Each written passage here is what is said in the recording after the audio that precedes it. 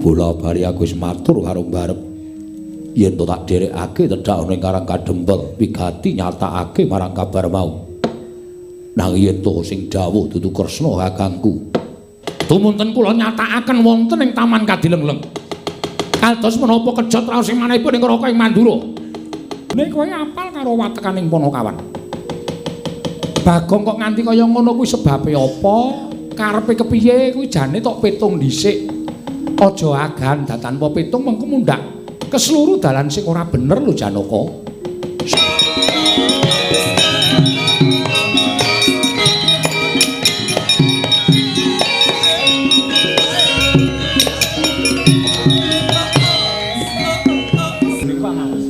Aning saiki ora bengi iki pancen ya mau awan sedina turu karo bojone nang hotel. Hotel kelas Melati. Mergo nganggit ning panggung ki suasanane ora bakal ngendelong, mesti kenceng terus. Apa? Heeh. So aku tak ning panggung ah. Rumasaku kok kanca-kanca ki langsung tanggap lho. Aku nek nang omah nok kenceng nok kendolan nang panggung aku. Lho. Men suasanane kenceng terus. Amen ngono dadak gawe panggung. Dadak nyewa panggung ora. Wis ora usah Bagong ki tlonjonge mesti ngono kuwi. Nembang ya, Tru? Ya yo. Nggo kibot ora. Gamelan kok kibot ora. Gamelan. Bakso apa telepon? Bakso Telkom. Aku takon kuwi mangan bakso mangan telepon. Lho bakso. Wah iki Telkom telekomunikasi telepon kok. Ayo. Bakso ning jenenge bakso Telkom. Takono nek ora percaya, mesti kon trukirana kon mesti jajan bakso.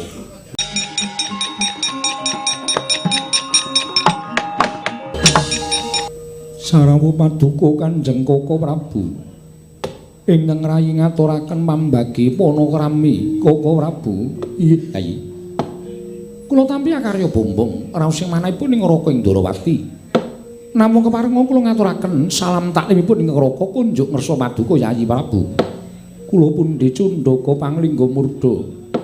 Amawahana kabagyaning gesang kula Koko Prabu Kresna kakangku.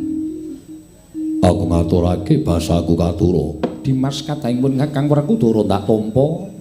Siadi atur bekti kelawan pun Kakang ora liwat pangestunipun Kakang ing Ndarawati Tampanana. Ndak gegem dadiake jimat prayogakna nggon mulenggah. Iya. Yayi Werkudara kaya wis ora kepenak prapanipun Kakang ing negara ing Amarta. Koko Prabu. Nadyan kula ngaturaken sembah pangabekti kula kunjuk Koko Prabu. Arjuna ndak tampa. Pangestunipun Kakang Tampanana kula mendingga jimat paripe dayanana ing kasantosan. Koko Prabu kula ngaturaken sembah pangabekti kula kunjuk. Koko Prabu kula ngaturaken sembah pangabekti kula kunjuk. Ya kembar. Nek kula sedewa ndak tampa pangestunipun Kakang Tampanana. Kula mendingga jimat paripe. Menika kula mendingga jimat paripe dayanana ing kasantosan.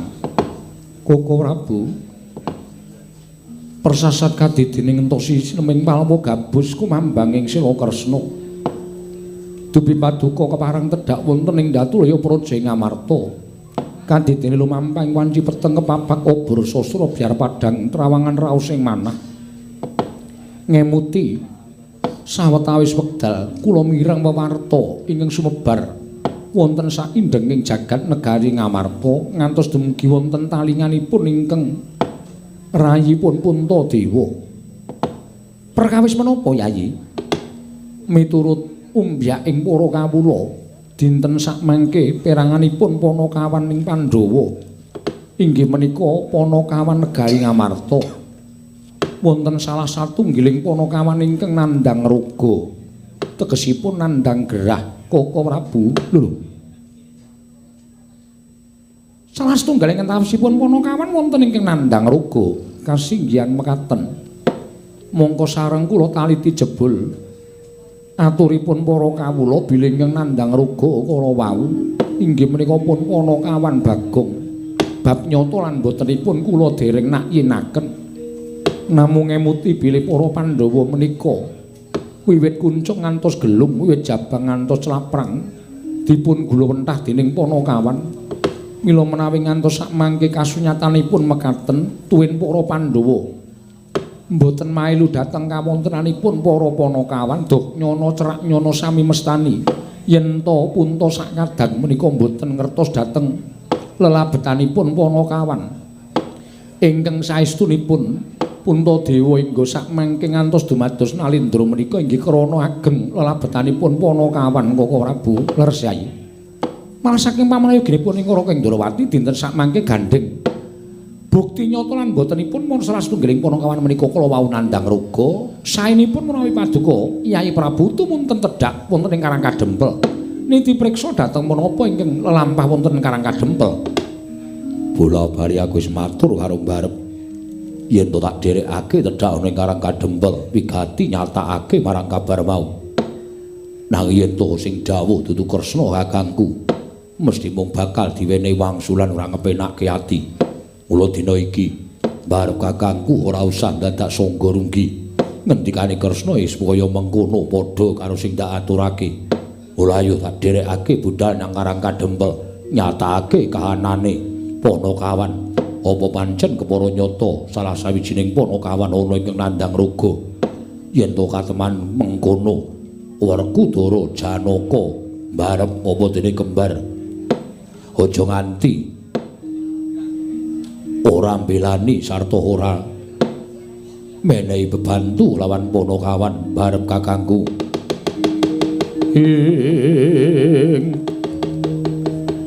Rekat lampahing rata tanpa antara prating sukuning argeram kang tumingal.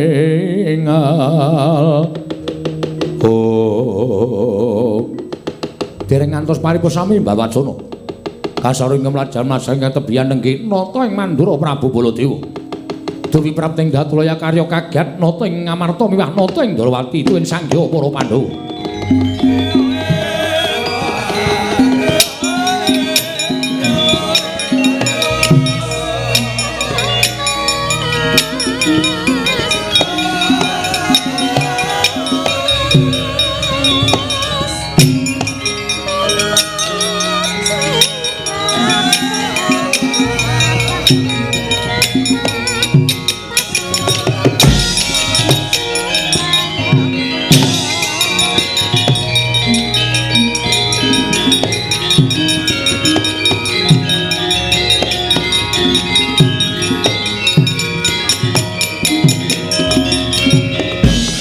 Manggat kurda sruma pangga wagut gati nyomawukyat pira wang-wang Kaka Prabu damel kagiat raos sing manah rawuh paduka wonten negari Ngamarta. Sumengko kados mekaten menika wonten paridamel menapa? Kaka Prabu wonten menapa? Wah, bule kakangku enek ngopo? Kaka Prabu wonten menapa dene paduka rawuh wonten negari Ngamarta sumengko kados mekaten. Ya Ji. Wonten timbalaning ngadhawuh. Kresna, iya wonten dawuh Werkudara. Bule kakangku piye Janaka wonten dawuh Kaka Prabu. Sawanipun kakang ing negara Ngamarta iki bakal ngabarake kahanan sing ora ngepenakke ati. Liripun kados pundi dene paduka paring dawuh mekaten? Yayi kula nuwun pamunten. Nalika semanten ingkang Raka sowan dhateng negari Ngastina. Tinimbalan dening Kyai Prabu Duryudana. Mboten ngertos dodok seleng perkawis tumunten kula dipun ajab arembagan babagan perkawis. Yai Ratu Banowati anggenipun sawetawis radi benten tandang tandukipun lawan Rai Prabu Duryudana. Bab perkawis menika kula mboten tumut-tumut, nanging sareng wonten aturipun mban saking Taman Kadilengleng. Ingkang munjo atur bilih Yai Ratu Banowati nyingetaken satunggiling priya mapan wonten ing taman. Tumunten kula nyatakaken wonten ing Taman Kadilengleng. Kados menapa kejot raos sing manahipun ing Raka ing Mandura. Jebul piyai kakung mapan wonten ing Taman Kadilengleng menika tasih panakawanipun Paduka Yai Prabu Darmaji. Kaka Prabu Paduka paring dawuh jebul ingkang mapan wonten ing taman menika tasih panakawaning para Pandhawa. Nggih, kasinggihan mekaten. Lajeng sinten ingkang wantun damel wiranging para Pandhawa? Panakawan kula sinten ingkang wantun damel kucemasmanipun para Pandhawa Koko Prabu Ladjasi Wesa Yai. Panakawan negari ngamarta panakawanipun kadang-kadang kula para Pandhawa ing mapan wonten telenging taman Kadilang menika boten sanes kejawi namung Bagong Yai Prabu.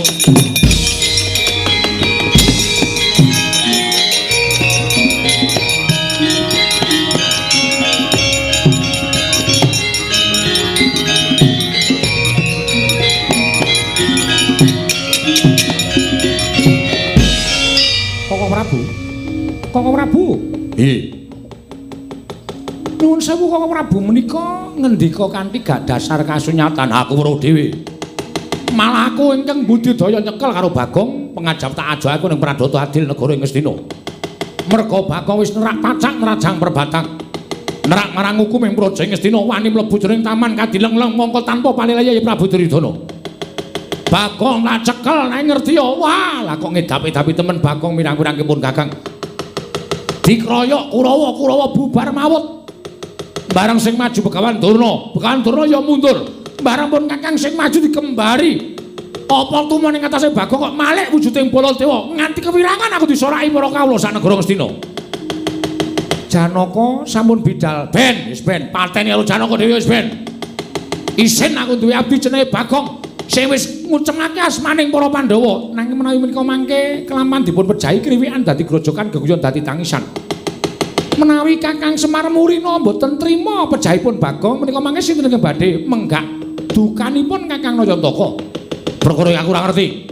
Sing baku aku ora nrimake yen to Bagong nyamah asmaning Prabu Duryudana.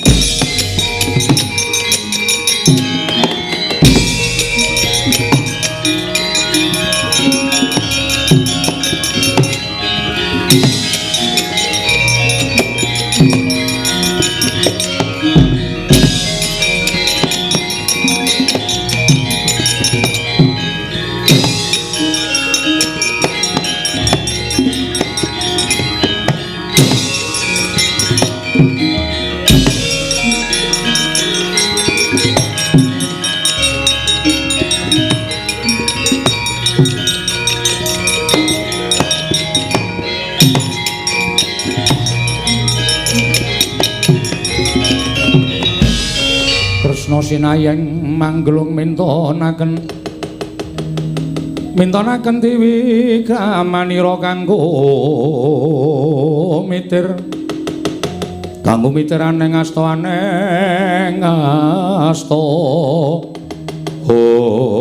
Arjuna kula wonten maring adhawu aku ora maido kaya ngapa rasamu dene Kanjeng Koko Prabu Baladewa paring dawuh ana maling ingkang ngangge bang lawan Nyai Ratu Banowati mongko maling mau Durjana mau Bagong kuwi abdimu kaya ngapa rasamu yen to kowe krungu sarta mireng ngendikaning Koko Prabu Baladewa klepat tanpa pamitan kelawan wong tuwa nlonjong botol lakumu dumujuk ana ing taman Kadilengleng niatmu piye kula sampun isin gadhah abdi naminipun Bagong niat kula Bagong namung badhe kula pejahi. Lho kose nek tok pateni apa njur rampung tekan semono perkarane? Nyatanipun sampun damel lingsem. Para Pandhawa ing atasipun Pandhawa menika nggadhahi abdi. Teka pakartinipun kados mekaten Koko Prabu. Lah iya. Ning kudune kowe apal karo pambeganing Panakawan. Kudune kowe apal karo watekaning Panakawan. Bagong kok nganti kaya ngono kuwi sebabe apa? Karepe kepiye kuwi jane tok petung dhisik. Aja agan tanpa petung mengko mundhak keseluruh dalan sing ora bener lho Janaka. Sampun boten saged ngampah dhateng mubal babaling kanepson kula krana kula mireng pangandhanipun Koko Prabu Baladewa. Mila sak mangkin nadyan kula nuwun sewu kathah kandhanipun paduka Kanjeng Koko Prabu paripaksa sak gedhagan menika kula boten badhe andhahar pangandika paduka Koko Prabu. Terus karepmu Arjuna, Janaka. Oh.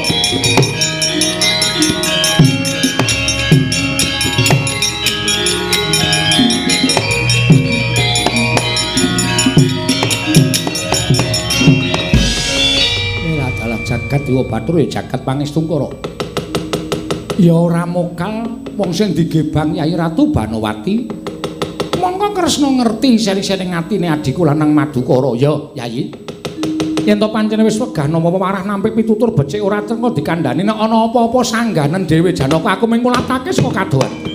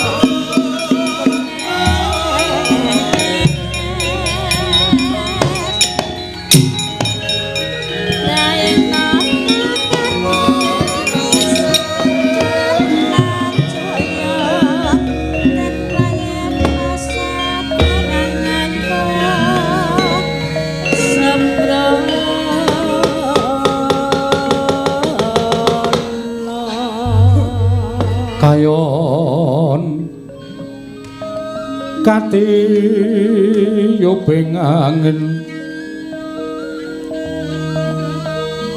sumyak swaraning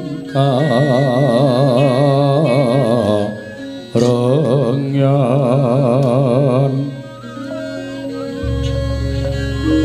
samirana mawar kulawan liris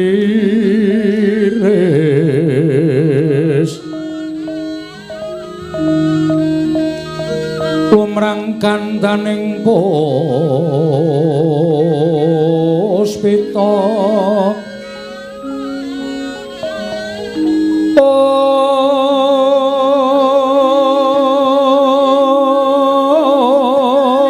om karenggiwan Udyanira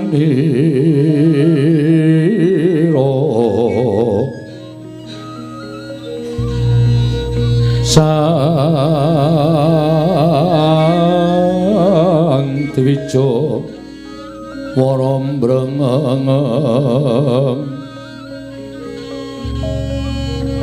lir swaraning madu branta manungsung sarining kembang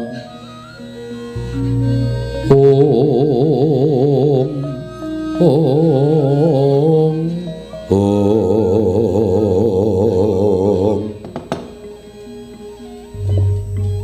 iler tandure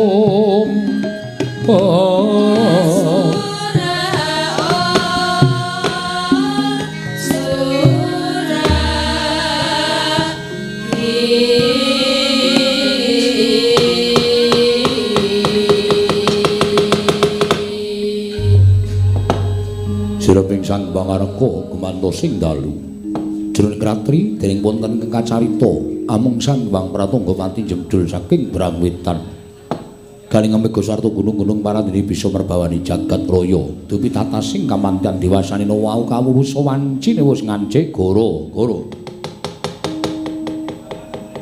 Sukramengkara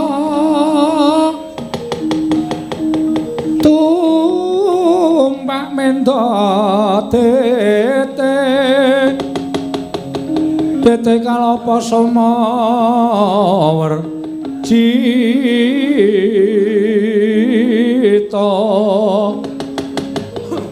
hanggarana kata buta maisa Respati mintono Eka dwi tri catur panca Sacapta hasta Hastana wadasa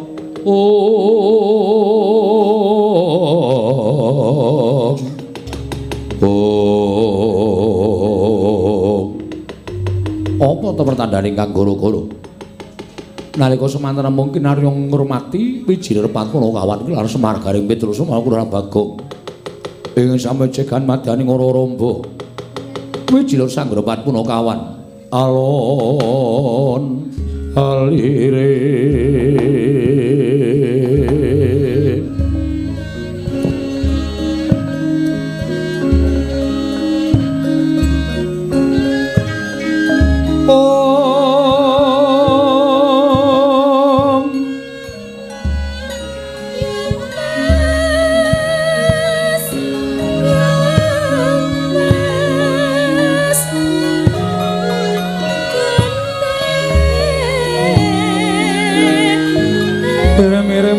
kembang popong tarate bang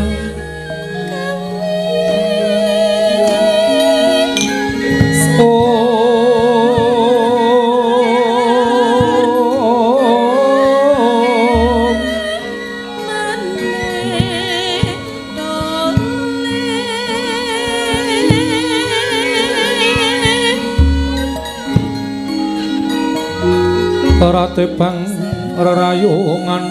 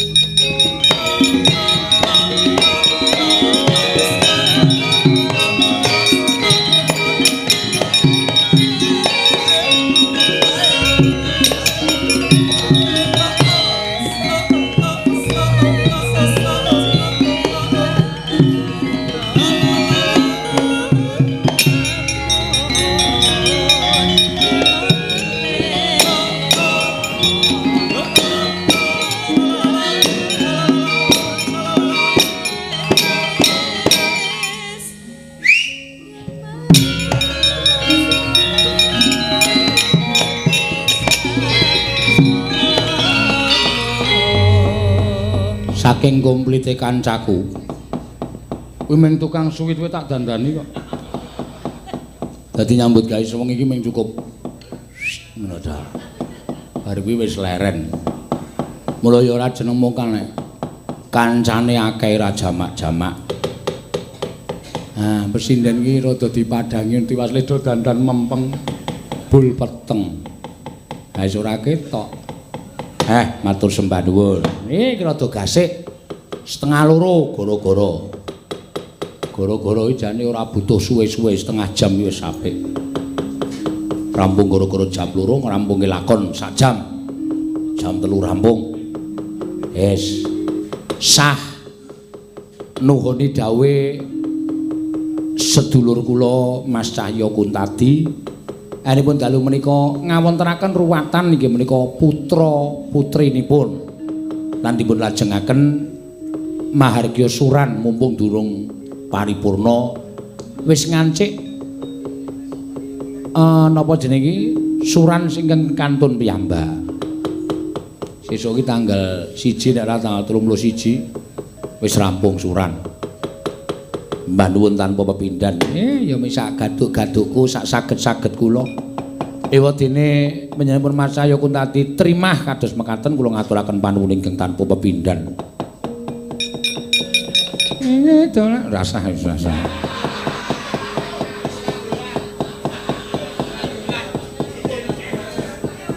Suramalin ramain.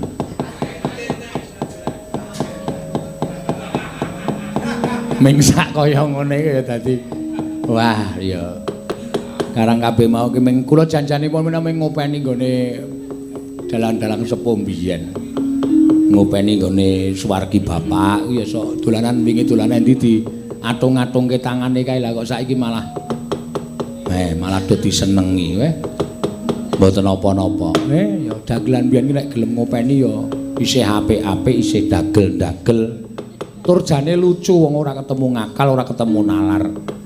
Dadi nek digagas ki marai kekel. Kekel menika kaliyan guyu beda. Wong sorak karo karo guyu ngono iki beda. Nek wong ngoten niku meng gumun. Wah iso kaya ngono. Wah. Terus nek ini jane meng ngegongi. Niku sing sok dilakoni anak buah kula ngoten niku. Anggere kira-kira sepi kae terus aku nglucu sithik terus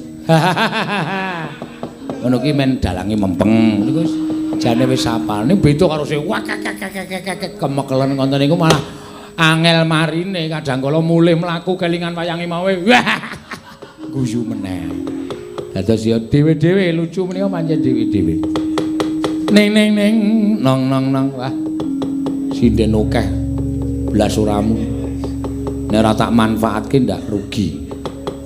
Ning sindenku beda kaya biasane lho iki tenan. Nek ning tanggapan niku rame banget wong semono iku wis ana sing ana sing wis gojek ra karo-karoan. Ning ki bengi iki dan tintrim. Ora ana sing ngomong babar blas. Do meneng kabeh anteng kabeh. Kurwe lirih. Ndekno kaya nek nang omah to. Nek nang didepke padha-padha seniman niku Surakarta menika beda karo Yojo. Dadi panjenengan ora usah cilik ati. Oh ya sindenan Yojo iki ngenten iki. Aning kok apa sing di omah kulino nyindeni Yojo ayo. Biyen kulino melu aku nyindeni Yojo pinter Mbak Kesi menika. Arep tak pamerke apa? Le merem. Ayo oke banget ana.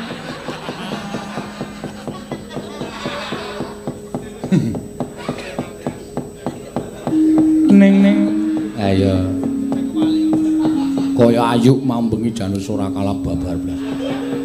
Jejer kok wis daya ngulon. Sinden kok nek nganti. Ayo tak jagani ndak glimpang. Aning saiki ora bengi iki pancen ya mau awan sedina turu karo bojone nang hotel. Hotel kelas Melati.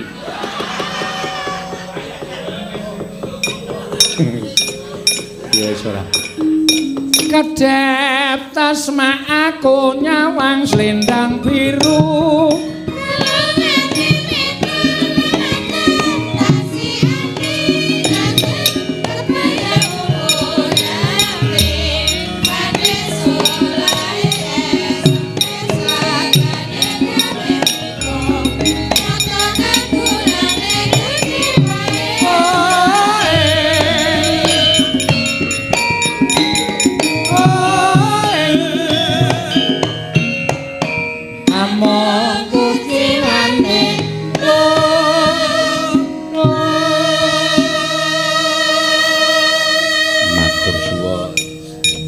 nembang-nembang ya cara ngayojan wae.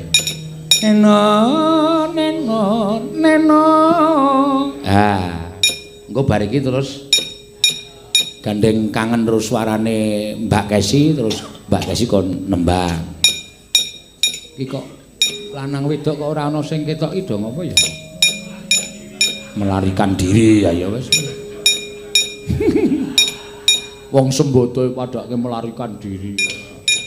Daleme wae apik ngono. Aku rumangsaku kok terus ngene iki rasane kaya getun kan. Aku ki mayang pirang-pirang sasi leren kok blas ora iso gawe omah kaya ngene. Wah, jan. Njur kayaku ki nendi? Edan tenan kok. Pokoke an ngejak kanca apa ya aku? Wis ben ora apa-apa. Didum-dum men rata men adil men kabeh kerejegen. Neno. Monggo salah setunggal kula nyuwun swantenipun. Coba. Oh, Mas Kadi. Ya, wah lah iki kula bali ngetak-ngetok. Gamelan wis lunas barang ngetak-ngetok. Wira-wiri. Yo, Mas.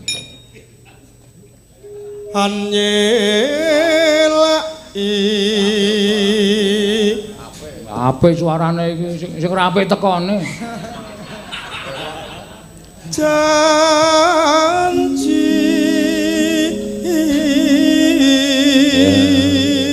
sapleke ngetutke aku wis iso.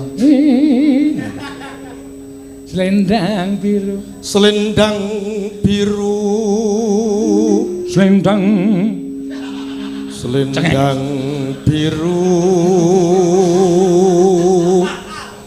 Sauni-unimu Sin. Apa?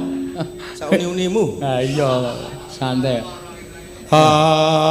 Mung ngenaki ati. Aning piyayu beti ora kaya iki lho tenan. Gamelan wis rampung gendi gaweke urung gamelan. Weh, lah iki suwe-suwe aku gaweke jaket carane ngono. Nek iki jaket sak keluarga.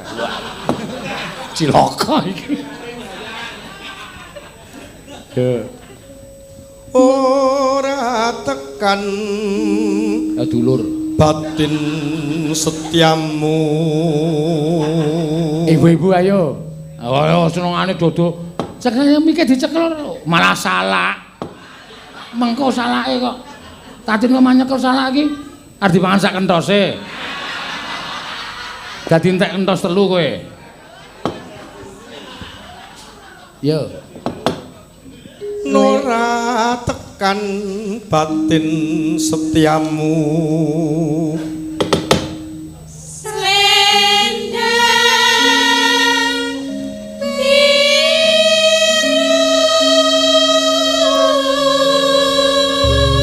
Ya. Dawahken srepeg Mas Mantri. Wah, kanca-kanca wis entuk kandangan 4 apa 5 mau. Lumayan.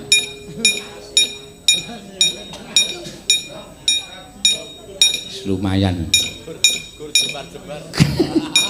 Kok ana sing muni mana ngono.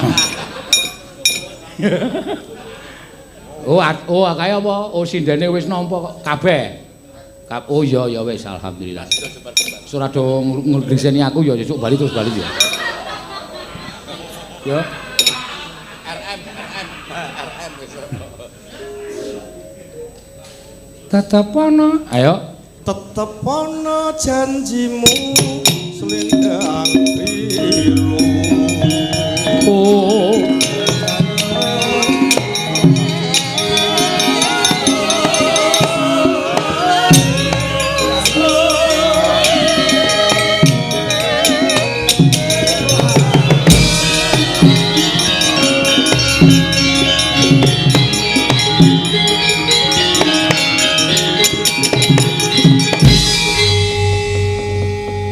Piye? Kanca-kanca ki nek le nyambut gawe nang nggone sedulur ki malah ngene iki lho. Semangate berapi-api. Heeh. Wah, seseke ra jamak-jamak. Kowe saka ngendi, Gong? Hah? Saka ngendi? Senam. Apa yo nganggo sandangan sik? Sumuhe. Oh. Mumpung metu kringete, nek ora metu kringete ndak masuk angin. Iya, ya wis ora apa-apa sing apik ngono. Heeh. Tapi to, aku katokan training abang. Monggo ora ganti-ganti training abang kedhen ming kuwaku iku. Ya wis men to ya. Ana duwene terus. Heeh. Sowane daleme sapa iki? Mas Cahya Kuntadi. Heeh. Muga-muga bocahe nering sambikala sing diruwatke slamet. Donya akhirat. Amin. Panjang yuswa kuwi sing dikarepake. Heeh. Dasare sing ngruwat mbahne dhewe. Heeh. Mbah Kakunge. Iya. Ruwatane ya lain daripada yang lain ya, Tru. Lho malah ketemu ngakal ngono kae. Panjenengan iki nek muni nganggit lakon cek wis ning panggung aku mau diwarai kok, Gong. Nek ana panyuwunan lakon sing kira-kira dadak sampean ra iso anggiten ning panggung, Mas. Mergo nganggit ning panggung kuwi suasanane ora bakal ngendelong, mesti kenceng terus. Apa? Heeh. Sak aku tak ning panggung ah. Rumasaku kok kanca-kanca iki langsung tanggap. Aku nek nang omah nok kenceng nok kendolan nang panggung aku. Yo. Men suasanane kenceng terus. Ame ngono dadak gawe panggung. Dadak nyewa panggung ora. Wis tru ora usah Bagong ki tlonjonge mesti ngono kuwi. Nembang ya, Tru? Ya yo. Nggo kibot ora. Gamelan kok kibot, Tru. Gamelan bae. Ngaturke sapa sing kepareng nembang. Iki kejaba sinden-sinden iki ya akeh sing do suarane apik-apik ya, Tru. Ah. Lanang apa wedok? Lanang. Wah, emoh. Hah? Emoh. Yaene iki nek krungu swara lanang iki marai mangkel. Wo. Ha to? Heeh. Yaene iki sik nending suarane wedok, nek lanang iki ning ati mbesesek. Wo. Oh iya. Ha iya. Nek wedok iso nang mripat yo abut. Kaya rem-rem ayam penak kae lho. Rem-rem ayam? Heeh. Mentah apa mateng? Apane? Ayame? Rem-rem ayam ki tegese karo antuk-antuk ngono wae penak banget uruk swara wedok. Nang ngono wedok wae. Ya. Aku ya cocok aku. Heeh. Mumpung ning panggung. Ha iya. Kenceng terus. Ha iya. Nembang apa? Tre, tang, le. Mengarep walik to. Tong, le, tong ngono to. Ora sok sujana ngono kuwi. Le, tong ngono kuwi iki maksude kowe iki saadiku, tong iki kantong bolong. Oh. Ora kowe iki jare senam apa e, Gong? Tak tonya sisan kowe. Lho, takon wae iki lho sing hop ha. Hop ha. Wo senam wong tuwek-tuwek kae kok. Sing ora ngentekke tenaga ming up nang marai kemringet. Lek kemringet Kepanasan mergane. Ora kok awake kesel ki ora. Iya nembang, ya. Ngaturke sapa sing kepareng areng nyekar coba. Aku tak nyuwun suarane. Sapa? Oh. Bukasi ki pamundutan saka kanca-kanca wiyaga sampean kon nyinden. Oh. Karo engko kon bayar. Lho. Bareng yo. Tapi ya, salah. Oh, salah Bukasi. Mriki tindak mriki. Ngawur. Ora usah tok lebokke ati lho, guys. Iki ngomongane mbangane wong ra omong. Lho kok malah malik meja barang. Sopo kae ono ngludhak ngono. Ya men lagi mlaku kok ya. Suwe kok. Dadak dituntun? Ora.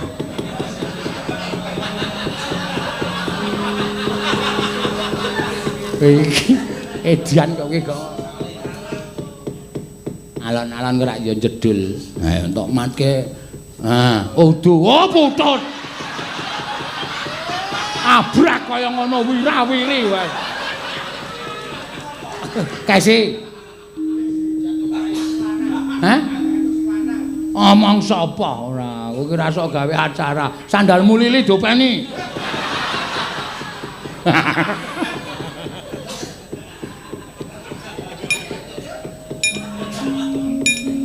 Ayo ben alon-alon mbok menawa. Hah? Engko wae iki rasa do dombeni ra apa-apa. Wis do entuk amplop kok wis do. Wis wareg. Heeh iya. Karo dinteni, ayo rasa kesusu. Wektune isih dawa. Wektu kok dawa. Ayo wektune isih kobet.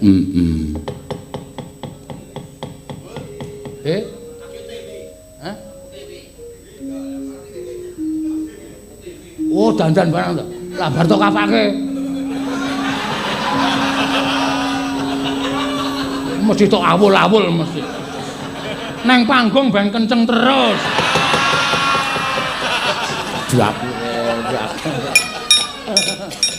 Ayo ben anu dandan sih ayo ngaso buka sikit mau awan. Wah, apa ditandangi duwe nata kursi. Nyandelke son gantung barang kaya bugasi. Iya. Apa kuwi maksude?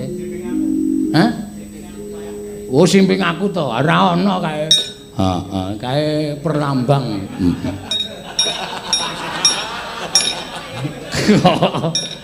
Perlambang kae iki tak gawe perlambang ning kanca-kanca wiyaga sing ora perasaan. Oh. Perlambang kok turane kok mung sitak-sitik wae iki. Anoman terus sambat. Ayo. Alun. Bul, ayo timbul ndi? Kebul lho. Ngendang, Bul. Ana iketku balik kene ora gelem ngendang. Jaluk iket wae. Kaya sirahe apik-apik kok. Wong iket kok masalahe karo sirah kuwi lho. Iya. Nang ngene. Nganggo salin barang. Edian. Oh, la iki apa? Oh, walah kowe. Mbok ya ora kebangetan kes ora. Kancane do nyambut gawe kok turu. Ah iya. Wong mau Mbah Sukrane sing ngendika muni sing lanang angel disapeh kok. Aku krungu kok. Ya. Wah. Anjen ya ora owah karo mbiyen ya omongane ya ceplas-ceplos ngono iki ya, Tru. Mbiyen ana ning Yojo senengane bakso Telkom. Hah? Bakso Telkom. Bakso apa telepon? Bakso Telkom. Aku takon kuwi mangan bakso apa mangan telepon? Lho bakso. Wah iki Telkom telekomunikasi e, telepon lho. Ayo. Bakso ning jenenge bakso Telkom. Takono nek ora percaya, mesti kon truk rono kon mesti jajan bakso. Oh. Kok saiki ora seneng bakso ya, Truk? Ae entuk baksone yoyok ya apa ya? Lah